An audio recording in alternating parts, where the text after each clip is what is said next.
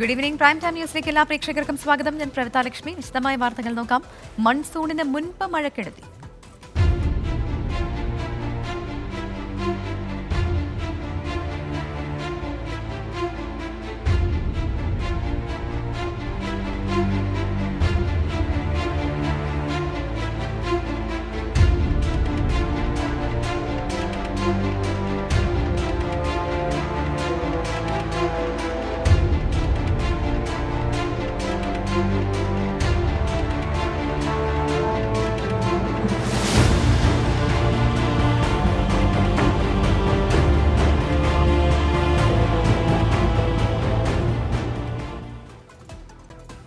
പെരുമഴയിൽ മുങ്ങി കൊച്ചി നഗരത്തിൽ വെള്ളക്കെട്ടും ഗതാഗതക്കുരുക്കും രൂക്ഷമായി. താഴ്ന്നയിടങ്ങളിൽ വീടുകളിലും കടകളിലും വെള്ളം കയറി. മഴക്കാല മുന്നൊരുക്കങ്ങൾ പാളിയെന്ന വിമർശനം ശക്തമാണ്. പെരുമാറ്റച്ചട്ടം നിലനിൽക്കുന്നതിനാൽ യോഗങ്ങൾ ചേരുന്നതിൽ പരിമിതി ഉണ്ടായിരുന്നുവെന്ന് മന്ത്രി പി രാജീവ് പ്രതികരിച്ചു. വെള്ളക്കെട്ടുണ്ടായ വിവിധയിടങ്ങൾ മന്ത്രി സന്ദർശിച്ചു.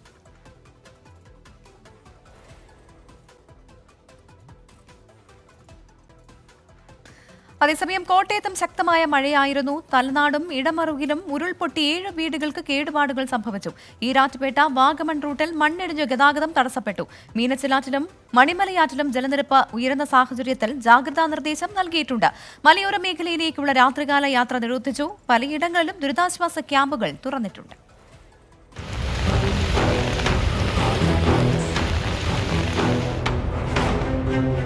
ഇന്നലെ രാത്രി ആരംഭിച്ച മഴ ഇന്നും ശക്തമായി പെയ്തു.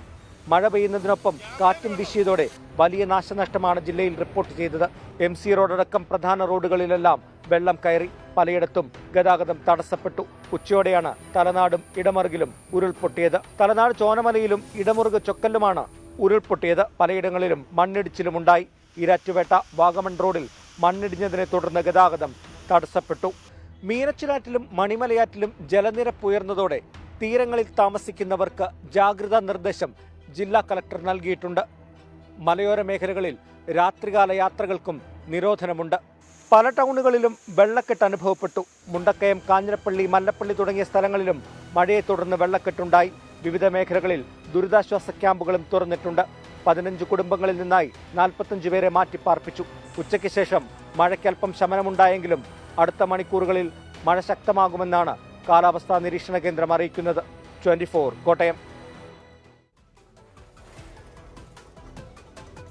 മുൻപ് സൂചിപ്പിച്ചതുപോലെ കൊച്ചിയിൽ പെരുമഴയായിരുന്നു. സമാനമായ സാഹചര്യമാണ് തിരുവനന്തപുരത്തും ഉണ്ടായത്. എന്തായാലും കനത്ത മഴയിൽ സംസ്ഥാനത്ത് വൻ നാശനഷ്ടങ്ങൾ റിപ്പോർട്ട് ചെയ്തിട്ടുണ്ട്. മഴക്കെടുതിയിൽ 3 പേർക്ക് ജീവൻ നഷ്ടമായി. പലയിടങ്ങളിലും വെള്ളക്കെട്ടിൽ കുടുങ്ങിയവരെ ഫയർഫോഴ്സ് എത്തി രക്ഷിച്ചു. വ്യാപക മഴ തുടരുകയാണ്.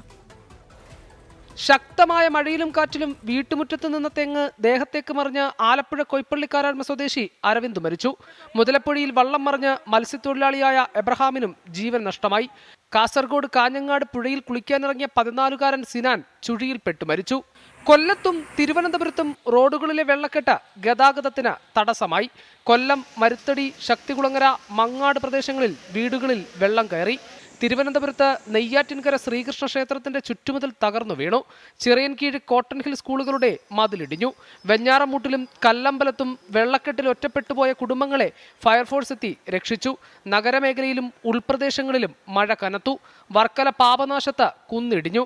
കാട്ടാക്കടയിലും നെടുമങ്ങാടും മലവെള്ളപ്പാച്ചിലുണ്ടായി തോടുകൾ കരകവിഞ്ഞു. അരുവിക്കര ഡാം തുറന്നതോടെ കിള്ളിയാറും നിറഞ്ഞൊഴുകി. പാലോട് പെരിങ്ങമല ഭാസ്കരൻ കാണിയുടെ വീടിന് മിന്നലേറ്റ് നാശനഷ്ടമുണ്ടായി. ദേശീയപാതയിലും വെള്ളക്കെട്ട് രൂപപ്പെട്ടു. പത്തനംതിട്ട അപ്പർ കുട്ടനാടൻ മേഖലകളിൽ വീടുകളിലേക്ക് മഴവെള്ളം കയറി. നിരണം പഞ്ചായത്തിൽ 20ഓളം വീടുകൾ വെള്ളത്തിനടിയിലായി. ആലപ്പുഴ ചേർത്തലയിൽ ദേശീയപാതയിലേക്ക് മരം വീണ് ഗതാഗതം തടസ്സപ്പെട്ടു. കോഴിക്കോട് ചാലിയത്ത് നിന്നും മത്സ്യബന്ധനത്തിന് പോയ ഫൈബർ വള്ളം ശക്തമായ കാറ്റിൽ കീഴ്മേൽ മറിഞ്ഞെങ്കിലും ആളപായമുണ്ടായില്ല. കാലവർഷ പെയ്ത്ത് തുടങ്ങിയത് കണക്കിലെടുത്ത് നടപടികൾ സ്വീകരിക്കാൻ റവന്യൂ മന്ത്രി നിർദ്ദേശിച്ചു. മധ്യകേരളം കേന്ദ്രീകരിച്ചുകൊണ്ടാണ് പ്രധാനമായിട്ടും ഇന്നത്തെ തിരുവനന്തപുരത്ത് ഇപ്പോൾ മഴ നല്ലതുപോലെ പെയ്തെങ്കിലും കൂടുതൽ അളവിൽ മഴ പെയ്തിട്ടുള്ളത് എറണാകുളം കേന്ദ്രീകരിച്ചുകൊണ്ട് മധ്യകേരളത്തിലാണ്. പെയ്ത 1.5 മണിക്കൂറിനിടയിൽ ഒരുപക്ഷെ സമീപ ചരിത്രത്തിൽ ഒന്നുമില്ലാത്തതുപോലെ 1.5 മണിക്കൂറിനിടയിൽ 95 mm മഴയാണ് പള്ളുരുത്തിയിൽ റെക്കോർഡ് ചെയ്യപ്പെട്ടിട്ടുള്ളത്. സംസ്ഥാനത്ത് മഴ ശക്തി പ്രാപിക്കുമെന്നാണ് കാലാവസ്ഥാ വകുപ്പിന്റെ മുന്നറിയിപ്പ്. തെക്കൻ കേരളത്തിലും മധ്യ കേരളത്തിലും മഴ കനക്കും. വിവിധ ബ്യൂറോകൾക്കൊപ്പം 24 തിരുവനന്തപുരം. എന്തായാലും സംസ്ഥാനത്ത് അതിതീവ്ര മഴയ്ക്ക് സാധ്യതയെന്നാണ് കാലാവസ്ഥാ നിരീക്ഷണ കേന്ദ്രത്തിന്റെ പ്രവചനം. കോട്ടയം, എറണാകുളം ജില്ലകളിൽ റെഡ് അലർട്ട് പ്രഖ്യാപിച്ചിട്ടുണ്ട്. കേരള, ലക്ഷദ്വീപ് തീരങ്ങളിൽ മീൻപിടുത്തത്തിന് വിലക്കേർപ്പെടുത്തി 4 ദിവസത്തിനുള്ളിൽ കാലവർഷം കേരളത്തിലെത്തിയേക്കുമെന്നും കാലാവസ്ഥാ വകുപ്പ് മുന്നറിയിപ്പ് നൽകുന്നു. റെഡ് അലർട്ട് പ്രഖ്യാപിച്ച കോട്ടയം, എറണാകുളം ജില്ലകളിൽ ഒറ്റപ്പെട്ട അതിതീവ്ര മഴയ്ക്കാണ് സാധ്യത. പത്തനംതിട്ട, ആലപ്പുഴ, ഇടുക്കി ജില്ലകളിൽ ഓറഞ്ച് അലർട്ടാണ്. ഇവിടങ്ങളിൽ ഒറ്റപ്പെട്ട അതിശക്തമായ മഴയ്ക്കാണ് സാധ്യത. തിരുവനന്തപുരം, കൊല്ലം, തൃശൂർ, പാലക്കാട്, മലപ്പുറം, കോഴിക്കോട് ജില്ലകളിൽ യെല്ലോ മുന്നറിയിപ്പാണ്. നാളെ പത്തനംതിട്ട, ആലപ്പുഴ, കോട്ടയം, എറണാകുളം ജില്ലകളിൽ ഓറഞ്ച് അലർട്ടും തിരുവനന്തപുരം, കൊല്ലം, ഇടുക്കി, തൃശൂർ ജില്ലകളിൽ യെല്ലോ അലർട്ടും പ്രഖ്യാപിച്ചിട്ടുണ്ട്. മണ്ണിടിച്ചിൽ, മലവെള്ളപ്പാച്ചിൽ, ഉരുൾപൊട്ടൽ തുടങ്ങിയ അപകടങ്ങൾക്ക് സാധ്യതയുള്ള മേഖലകളിൽ നിന്ന് ആളുകൾ മാറി താമസിക്കണം. അടുത്ത 3-4 ദിവസത്തിനുള്ളിൽ കാലവർഷം കേരളത്തിലെത്തിയേക്കുമെന്നാണ് കേന്ദ്ര കാലാവസ്ഥാ വകുപ്പിന്റെ പ്രവചനം. കേരള തീരത്ത് ഇന്ന് രാത്രി 11:30 വരെ ശക്തമായ തിരമാലയ്ക്കും കടലാക്രമണത്തിനും സാധ്യതയുണ്ടെന്ന് ദേശീയ സമുദ്രസ്ഥിതി പഠന ഗവേഷണ കേന്ദ്രം അറിയിച്ചു. കാലാവസ്ഥ മോശമായതിനാൽ കേരള, ലക്ഷദ്വീപ് തീരങ്ങളിൽ നിന്ന് മീൻ പിടിക്കാൻ പോകുന്നതിന് വിലക്കേർപ്പെടുത്തി. 24 തിരുവനന്തപുരം. മഴ നഗരങ്ങളെ സാരമായി ബാധിച്ചിട്ടുണ്ട്. പെരുമഴയിൽ കൊച്ചി മുങ്ങി. നഗരത്തിൽ വെള്ളക്കെട്ടും ഗതാഗത കുരുക്കും രൂക്ഷമായി. താഴ്ന്നയിടങ്ങളിലെ വീടുകളിലും കടകളിലും വെള്ളം കയറി.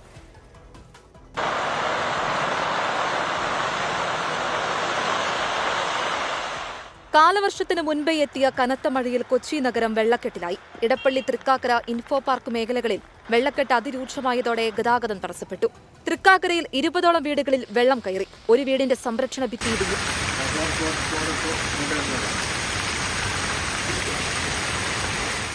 പുനരധിവാസ പദ്ധതിയുടെ ഭാഗമായി P&D കോളനി നിവാസികൾക്ക് മുണ്ടൻ വിലയിൽ നൽകിയ ഫ്ളാറ്റുകൾ മഴയിൽ ചോർന്നൊലിച്ചു. ഇതിനു മുമ്പ് റെസിഡൻസ് അസോസിയേഷൻ ഇത് ഇവരായിട്ട് ടേക്കപ്പ് ചെയ്തതാണ്, KMRലായിട്ട് ടേക്കപ്പ് ചെയ്തതാണ്. അത് കലുങ്ക് നേരത്തെ തീർത്ത് അതിൻ്റെ അടിയിലുള്ള കോൺക്രീറ്റും കരിങ്കല്ലും കട്ടകളും എല്ലാം മാറ്റി കളയണമെന്നും അതിൻ്റെ അടിയിൽ പൈപ്പ് ലൈൻ പോയിട്ടുണ്ട്, അത് മാറ്റി സ്ഥാപിക്കണമെന്നും എല്ലാം പറഞ്ഞിരുന്നതാണ്.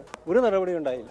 കാനകൾ വൃത്തിയാക്കാത്തതാണ് വെള്ളക്കെട്ടിന് കാരണമെന്ന് നാട്ടുകാർ ആരോപിച്ചു. റോഡിന്റെ അശാസ്ത്രീയമായ നിർമ്മാണം അതിന്റെ കാര്യമല്ല. നമ്മുടെ കാനകൾ അതിന്റെ വേണ്ട രീതിയിൽ ചെയ്യുന്നില്ല.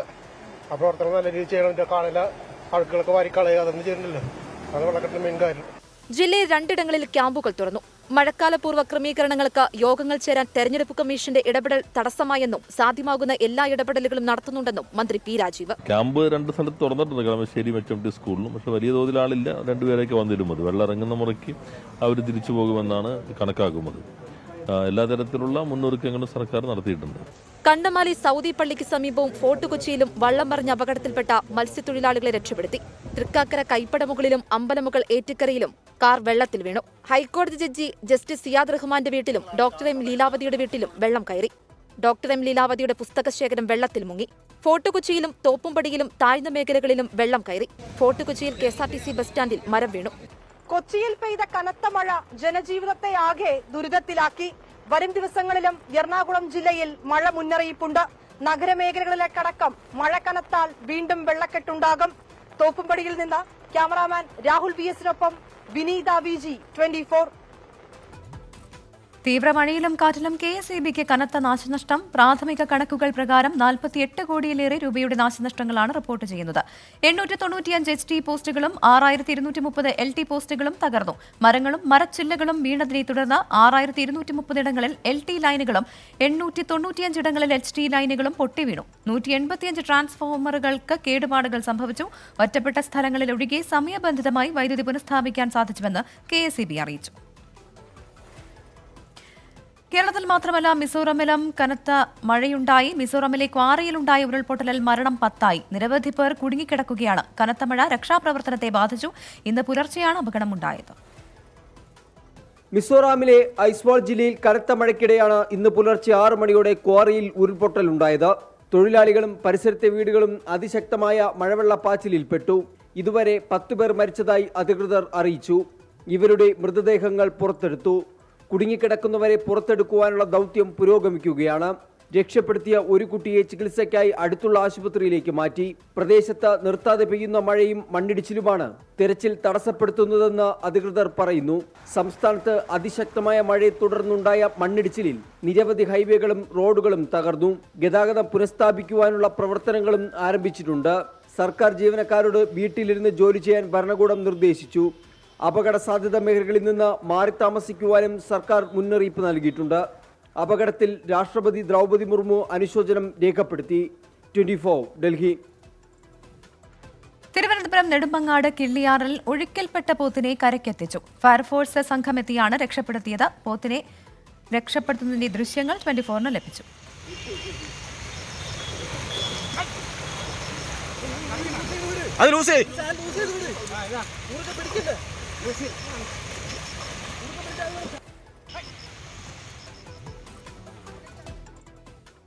മറ്റു വാർത്തകൾ നോക്കാം. ഈ വർഷത്തെ +1 പരീക്ഷാഫലം പ്രസിദ്ധീകരിച്ചു. മാർച്ച് 1 മുതൽ 26 വരെ നടന്ന ഹയർ സെക്കൻഡറി 1ാം വർഷ പരീക്ഷകളുടെ ഫലമാണ് പ്രസിദ്ധീകരിച്ചത്.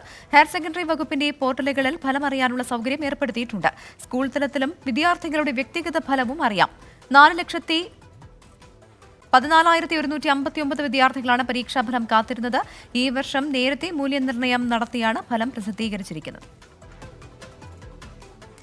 SSLC മൂല്യനിർണ്ണയ മാറ്റത്തിൽ വിദ്യാഭ്യാസ കോൺക്ലേവിൽ എതിർപ്പറിയിച്ച ഇടതു സംഘടനകൾ വിജയിക്കാൻ ഓരോ വിഷയത്തിനും മിനിമം മാർക്ക് വേണമെന്ന രീതി നടപ്പാക്കരുത് എന്ന് KSTA ആവശ്യപ്പെട്ടു. പെട്ടെന്നുള്ള മാറ്റം വിദ്യാർത്ഥികളെ തോൽവിയിലേക്ക് നയിക്കുമെന്നും KSTA അഭിപ്രായപ്പെട്ടു.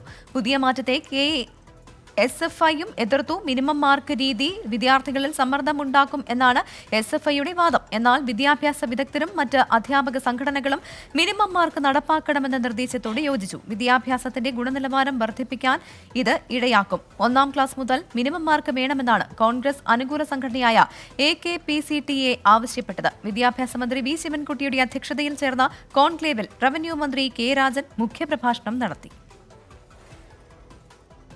24 അതിരപ്പള്ളി റിപ്പോർട്ടർ റൂബിൻ ലാലിനെ ലോക്കപ്പിൽ മർദ്ദിച്ച CI ആൻഡ്രിക് ഗ്രോമിക്കിനെ സംരക്ഷിക്കാൻ DYSP R അശോക് നൽകിയ റിപ്പോർട്ട് IG K സേതുരാമൻ തള്ളി. അന്വേഷണ ചുമതലയിൽ നിന്ന് റൂറൽ SP നവനീത് ശർമ്മയെ മാറ്റുകയും ചെയ്തു.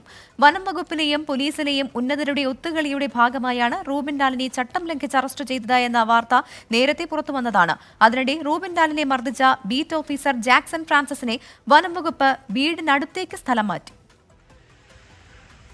തന്നെ കയ്യേറ്റം ചെയ്തെന്ന റൂബിൻലാലിന്റെ പരാതിയിൽ നടപടിയെടുക്കാതെ പോലീസ് ഒളിച്ചു കളിക്കുന്നതിനിടയിലാണ് വനം വകുപ്പ് ഉദ്യോഗസ്ഥനെയും പോലീസ് ഉദ്യോഗസ്ഥനെയും സംരക്ഷിക്കാനുള്ള ഉന്നതതല നീക്കം. റൂബിനെതിരായ മർദ്ദന പരാതിയിൽ കഴമ്പുണ്ടെന്ന് കാട്ടി ബീറ്റ് ഫോറസ്റ്റ് ഓഫീസർ ജാക്സണെതിരെ വനം വകുപ്പ് നടപടിയെടുത്തു. എന്നാൽ വീടിന് 1.5 കിലോമീറ്റർ അകലെയുള്ള ചായ്പൻകുഴിയിലേക്ക് സ്ഥലം മാറ്റി സംരക്ഷണം നൽകി ഉന്നത ഉദ്യോഗസ്ഥർ. CCF ആടലരശനാണ് മന്ത്രി AK ശശീന്ദ്രൻ നിർദ്ദേശിച്ച നടപടി അട്ടിമറിച്ചത്. ഇതോടെയാണ് അന്വേഷണം വനം വിജിലൻസ് മേധാവിയെ ഏൽപ്പിക്കാനുള്ള തീരുമാനത്തിലേക്ക് വനം മന്ത്രിയും എത്തിയത്. അതിനിടെ CA സംരക്ഷിക്കാനുള്ള നീക്കത്തിലാണ് SP നവനീത് ശർമ്മയുടെ നേതൃത്വത്തിലുള്ള പോലീസ്. വനമാസ്ഥാനത്തെ ഉന്നത ഉദ്യോഗസ്ഥന്റെ നിർദ്ദേശപ്രകാരം റോബിനെ അറസ്റ്റ് ചെയ്യാൻ DYSPക്ക് നിർദ്ദേശം നൽകിയത് SP ആയിരുന്നു. പിന്നീട് DYSP നിർദ്ദേശിച്ചതനുസരിച്ചാണ് CI ആൻഡ്രിക് ഗ്രോമിക് റൂബിനെ അറസ്റ്റ് ചെയ്തതും കേസിലെ മുഖ്യ തെളിവായ മൊബൈൽ ഫോൺ നശിപ്പിച്ചതും. റൂബിന് ക്രൂരമായ ലോക്കപ്പ് മർദ്ദനമേറ്റുവെന്ന വാർത്ത പുറത്തുവന്നതോടെ ADGP റിപ്പോർട്ട് തേടി. ഇതോടെ SP നവനീത് ശർമ്മ അന്വേഷണ ചുമതല വിശ്വസ്തനായ DYSP അശോകനെ ഏൽപ്പിക്കുകയായിരുന്നു. ഈ റിപ്പോർട്ടിലും CIക്കെതിരായ നടപടി ലഘൂകരിക്കാൻ നീക്കം നടത്തി. മുഖ്യ തെളിവായ മൊബൈൽ ഫോൺ നശിപ്പിച്ചതും റൂബിനെ ലോക്കപ്പ് മർദ്ദനത്തിനിരയാക്കിയതും അന്വേഷണ റിപ്പോർട്ടിൽ പരാമർശിക്കുന്നില്ല. എന്നാൽ report zone IG K Sethuraman തള്ളി. റൂറൽ SP നവനീത് ശർമ്മയെ അന്വേഷണ ചുമതലയിൽ നിന്ന് മാറ്റി. തൃശൂർ DIG അജിതാ ബീഗമാണ് ഇനി പരാതി അന്വേഷിക്കുക. വനസംരക്ഷണ സമിതിയുമായി ബന്ധപ്പെട്ട കരാറുകളിൽ അഴിമതി പുറത്തുകൊണ്ടുവരാൻ കഴിഞ്ഞ മാസം 15 വിവരാവകാശ അപേക്ഷകൾ റൂബിൻലാൽ അതിരപ്പള്ളി DFO ലക്ഷ്മിക്കും മധ്യമേഖലാ CCFന് നൽകിയിരുന്നു. ഇതിനു പിന്നാലെ വനം വകുപ്പ് ഉദ്യോഗസ്ഥരിൽ നിന്ന് കടുത്ത ഭീഷണി റൂബിൻലാൽ നേരിട്ടിരുന്നു. ഇതിനിടെയാണ് നിലവിലെ പ്രശ്നങ്ങളുണ്ടായതും വനം മന്ത്രിയുടെ ഉത്തരവ് അവഗണിച്ചും റൂബിൻലാലിനെ കുടുക്കാൻ നീക്കം ആരംഭിച്ചതും. 24 തൃശൂർ. പിണറായി സർക്കാരിന് സ്ഥിരം തലവേദന സൃഷ്ടിച്ച ആഭ്യന്തര വകുപ്പും പോലീസും 24 അതിരപ്പള്ളി റിപ്പോർട്ടർക്കെതിരായ പോലീസ് നടപടിയിലെ വിമർശനത്തിന്റെ ചൂടാറും മുമ്പേ ഗുണ്ടാ പോലീസ് ബന്ധത്തിന്റെ തെളിവുകളും പുറത്തുവന്നതാണ് സർക്കാരിന് തലവേദനയാകുന്നത്. ഗുണ്ടാ പോലീസ് ബന്ധത്തിൽ മുഖ്യമന്ത്രിക്കെതിരെയും ആഭ്യന്തര വകുപ്പിനെതിരെയും വിമർശനം കടുപ്പിക്കുകയാണ് പ്രതിപക്ഷം. വിവാദങ്ങൾക്കിടെ മുഖ്യമന്ത്രി വിളിച്ച ഉന്നത പോലീസ് ഉദ്യോഗസ്ഥരുടെ യോഗം മാറ്റിവെച്ചു. ഒന്നാം പിണറായി സർക്കാരിന്റെ കാലം മുതൽ സർക്കാരിനെ ഏറ്റവും പ്രതിസന്ധിയിലാക്കിയത് പോലീസിന്റെ നടപടികളായിരുന്നു. പലപ്പോഴും ഘടകകക്ഷികളുടെ രൂക്ഷ വിമർശനത്തിനും എതിർപ്പിനും ഇതിടയാക്കി. രണ്ടാം പിണറായി സർക്കാരിന്റെ കാലത്തും സർക്കാരിനെ കുഴപ്പിക്കുന്ന പോലീസ് നടപടികൾക്ക് മാറ്റമില്ല. 24 അതിരപ്പള്ളി റിപ്പോർട്ടറെ അകാരണമായി വീട് വളഞ്ഞ് അറസ്റ്റ് ചെയ്തത് രൂക്ഷമായ വിമർശനത്തിനിടയാക്കിയിരുന്നു. ഇതിനു തൊട്ടു പിന്നാലെ പുറത്തുവന്ന ഗുണ്ടാ പോലീസ് ബന്ധം അമ്പരപ്പുളവാക്കുന്നതായിരുന്നു. ഇടതു സഹയാത്രികരുൾപ്പെടെ രൂക്ഷമായ വിമർശനമാണ് ഉന്നയിച്ചത്. ഈ വിഷയം മുൻനിർത്തി സർക്കാരിനെ പ്രതിക്കൂട്ടിലാക്കിയാണ് പ്രതിപക്ഷം. ഗുണ്ടകളുടെ രക്ഷകർത്താക്കളായി CPIM സർക്കാരും മാറുകയാണെന്ന് പ്രതിപക്ഷ നേതാവ് VD സതീശൻ. എല്ലാത്തിൻ്റെയും പുറകിൽ പാർട്ടിയിലെ ചില ക്രിമിനലുകളെ എല്ലാ സംരക്ഷണവും കൊടുക്കുന്ന തണൽ കൊടുക്കുന്ന ആളുകളാണ് നിൽക്കുന്നത്. അപകടകരമായ നിലയിലേക്ക് കേരളം പോവുകയാണ്. പോലീസിനെതിരെ സമസ്ത മുഖപത്രം സുപ്രഭാതം രംഗത്തെത്തിയതും ശ്രദ്ധേയമായി. പോലീസിന് വേണ്ടത് ആഭ്യന്തരമന്ത്രി എന്ന തലക്കെട്ടോടെ പ്രസിദ്ധീകരിച്ച മുഖപ്രസംഗത്തിലാണ് വിമർശനം. ആഭ്യന്തരം പോലുള്ള വകുപ്പുകൾക്ക് സ്വതന്ത്ര മന്ത്രിയാണ് അഭിലഷണീയം. 100,000 പ്രശ്നങ്ങളിൽ ഇടപെടുന്ന മുഖ്യമന്ത്രിക്ക് ക്രമസമാധാന ചുമതല തലയിലേറ്റാനാകില്ല. ഡിവൈഎസ്പി ഗുണ്ടാബന്ധവും പോലീസ് അക്കാദമിയിലെ ലൈംഗികാതിക്രമവും ചൂണ്ടിക്കാട്ടിയാണ് ലേഖനം. വിവാദങ്ങൾക്കിടെ മുഖ്യമന്ത്രി വിളിച്ച ഉന്നത പോലീസ് ഉദ്യോഗസ്ഥരുടെ യോഗം മാറ്റിവെച്ചു. യോഗം മറ്റൊരു ദിവസം നടക്കുമെന്ന് മുഖ്യമന്ത്രിയുടെ ഓഫീസ് അറിയിച്ചു. 24 തിരുവനന്തപുരം. പ്രൈം ടൈം ന്യൂസിലേക്ക് വീണ്ടും ജനവിധി അറിയാൻ 7 ദിവസം കൂടി. ICL FinCorp 24 ഇലക്ഷൻ സമർപ്പിക്കുന്നത് ICL FinCorp, the intelligent choice.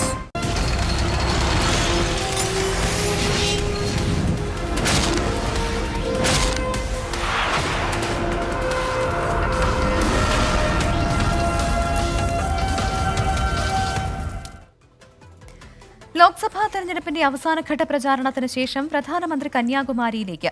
Vivekananda പാറയിൽ 2 ദിവസം ധ്യാനമിരിക്കും. ജൂൺ 1 വരെ കന്യാകുമാരിയിൽ തുടരും. അതിനിടെ പ്രധാനമന്ത്രിയുടെ കന്യാകുമാരി യാത്രാ പരിപാടിയുടെ പ്ലാൻ ചോർന്നത് വിവാദമായി. ഒരു ദിവസം നീണ്ടു നിൽക്കുന്ന ധ്യാനത്തിനായാണ് പ്രധാനമന്ത്രി കന്യാകുമാരിയിലെത്തുന്നത്. ലോക്സഭാ തെരഞ്ഞെടുപ്പിന്റെ അവസാനഘട്ട പ്രചരണശേഷം വ്യാഴാഴ്ച വൈകിട്ടോടെ കന്യാകുമാരിയിലെത്തുമെന്നാണ് വിവരം. 31-ന് കന്യാകുമാരി പാറയിലേക്ക് പോകുന്ന മോദി അവിടെയാകും ധ്യാനമിരിക്കുക. ധ്യാനം തുടരാനാണ് തീരുമാനമെങ്കിൽ ജൂൺ 1 വരെ കന്യാകുമാരിയിൽ തുടർന്നേക്കും. അതേസമയം കേരള ചീഫ് സെക്രട്ടറിക്ക് പ്രധാനമന്ത്രിയുടെ ഓഫീസ് അയച്ച യാത്രാ വിവരം ചോർന്നു. സീക്രട്ട് മോസ്റ്റ് ഇമ്മീഡിയറ്റ് എന്ന് രേഖപ്പെടുത്തിയ ചാർട്ടാണ് ചോർന്നത്. കേരള ചീഫ് സെക്രട്ടറിക്കും ADGPക്കുമാണ് യാത്രാരേഖയുടെ പകർപ്പ് നൽകിയിരുന്നത്. 24 തിരുവനന്തപുരം. തിരുവനന്തപുരം കല്ലറയിൽ പട്ടാപ്പകൽ നടുറോഡിൽ സ്ത്രീകൾക്കെതിരെ അതിക്രമം.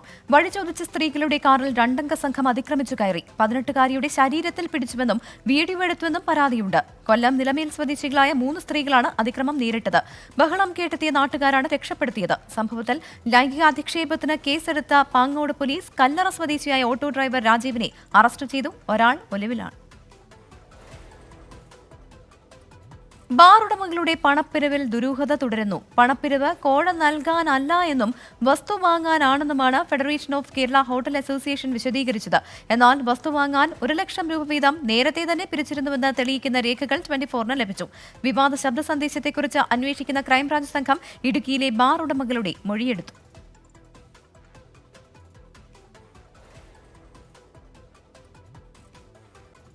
മുതലപ്പുഴയിലെ അപകട പരമ്പരയ്ക്ക് കാരണം വിഴിഞ്ഞം തുറമുഖ നിർമ്മാണമെന്ന റിപ്പോർട്ട്. ഉന്നത ഉദ്യോഗസ്ഥർ ന്യൂനപക്ഷ കമ്മീഷന് നൽകിയ റിപ്പോർട്ടിൽ അദാനി ഗ്രൂപ്പിന് വിമർശനം. റിപ്പോർട്ട് വിശദമായി പരിശോധിച്ച കമ്മീഷൻ തുടർ നടപടികൾക്ക് സർക്കാരിനോട് ശുപാർശ ചെയ്യും. വിവരങ്ങളുമായി ഹരികൃഷ്ണൻ തിരുവനന്തപുരത്ത് നിന്ന് ചേരുന്നുണ്ട്. ഹരികൃഷ്ണൻ, എന്തൊക്കെയാണ് റിപ്പോർട്ടിലെ കൂടുതൽ വിവരങ്ങൾ?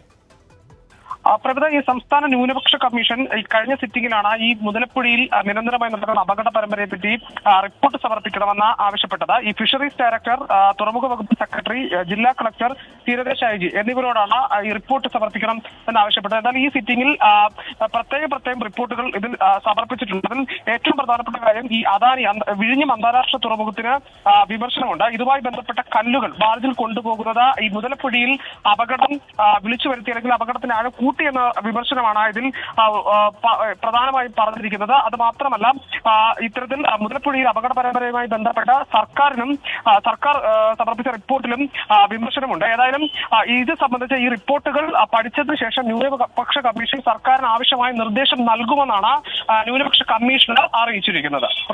മുതലപ്പുഴയിലെ അപകട പരമ്പരയ്ക്ക് കാരണം വിഴിഞ്ഞം തുറമുഖ നിർമ്മാണമാണെന്നാണ് റിപ്പോർട്ടിൽ പറയുന്നത്. ഉന്നത ഉദ്യോഗസ്ഥർ ന്യൂനപക്ഷ കമ്മീഷൻ നൽകിയ റിപ്പോർട്ടിലാണ് അദാനി ഗ്രൂപ്പിന് വിമർശനമുള്ളത്.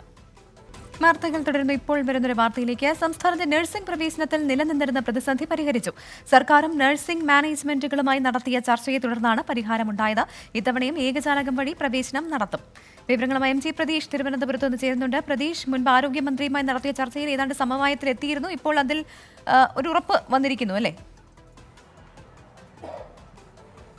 പ്രവിധ, തീർച്ചയായും 2017 മുതലുള്ള അപേക്ഷാ ഫീസിന് 18% GST നൽകണമെന്ന സർക്കാർ നിർദ്ദേശമാണ് ഈ പ്രതിസന്ധിക്ക് പ്രധാനപ്പെട്ട കാരണമായി വന്നിരുന്നത്. ഇതിനെ തുടർന്ന് പലതവണ മാനേജ്മെന്റ് അസോസിയേഷനുകളുമായി സർക്കാർ ചർച്ച നടത്തിയിരുന്നു. അന്ന് ഒരു സമവായത്തിൽ എത്തിയെങ്കിലും കൃത്യമായൊരു ഫലം കണ്ടിരുന്നില്ല. ഇന്ന് ആരോഗ്യമന്ത്രിയുമായി മാനേജ്മെന്റ് അസോസിയേഷനുകൾ നടത്തിയ ചർച്ചയിലാണ് ഈ പ്രതിസന്ധി പരിഹരിച്ചിരിക്കുന്നത്. ഈ GST പൂർണ്ണമായും ഒഴിവാക്കുമെന്ന ഉറപ്പ് സർക്കാർ നൽകി എന്നതാണ് മാനേജ്മെന്റ് അസോസിയേഷനുകൾ പറയുന്നത്. വിദ്യാഭ്യാസ സ്ഥാപനങ്ങൾക്ക് GST വേണ്ട എന്നുള്ള ഒരു സർക്കാർ നയം നടപ്പിലാക്കുമെന്ന് ആരോഗ്യമന്ത്രി അറിയിച്ചതായും മാനേജ്മെന്റ് അസോസിയേഷനുകൾ പറഞ്ഞിട്ടുണ്ട്. അതുകൊണ്ട് തന്നെ ഏകജാലക പ്രവേശനത്തിലൂടെ തന്നെ ഇത്തവണയും നഴ്സിംഗ് പ്രവേശനം നടക്കുമെന്നതാണ് ഇപ്പോൾ അറിയാൻ കഴിയുന്ന കാര്യം. നേരത്തെ ഈ സർക്കാർ ഒരു കർശന നിലപാട് സ്വീകരിച്ചതോടുകൂടിയാണ് ഈ സ്വകാര്യ മാനേജ്മെന്റുകൾ സ്വന്തം നിലയ്ക്ക് അപേക്ഷ സ്വീകരിച്ച് പ്രവേശന നടപടികളുമായി മുന്നോട്ട് പോയത്. ആ സമയഘട്ടത്തിൽ ഈ വിദ്യാർത്ഥികൾക്ക് വലിയ സാമ്പത്തിക പ്രതിസന്ധി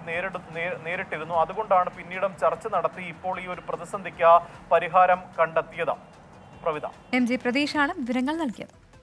നോക്കാമിനി ഇപ്പോഴത്തെ കാലാവസ്ഥ സമർപ്പിക്കുന്നത് Berger paints 100 years of trust.